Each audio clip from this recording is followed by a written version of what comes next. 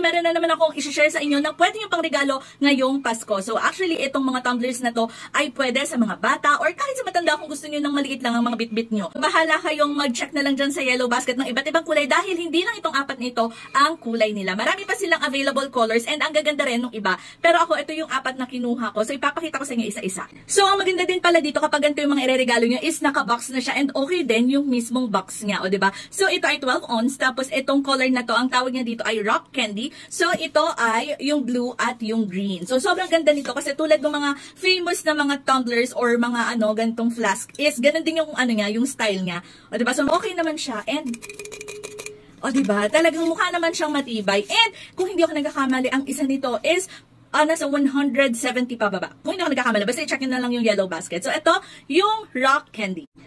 Next naman natin is itong parang light blue and light pink, which is soft candy.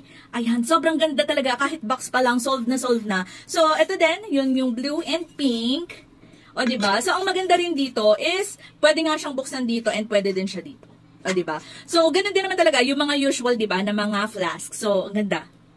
Next naman natin is itong tinatawag nila na gummy bear, which is parang fuchsia pink and mint green. Sobrang ganda ng colors na available dito sa mismong shop na to. So, pwede kayong mamili. And, ayan, ang maganda rin kasi dito is meron na din siyang handle. So, kung halimbawa, kunyari naglalakad yung mga anak nyo, diba? Hindi sila mahihirapan kasi hawak lang nilang ganyan. Hindi nila kailangan bitbitin ng ganon, diba? So, sobrang ganda.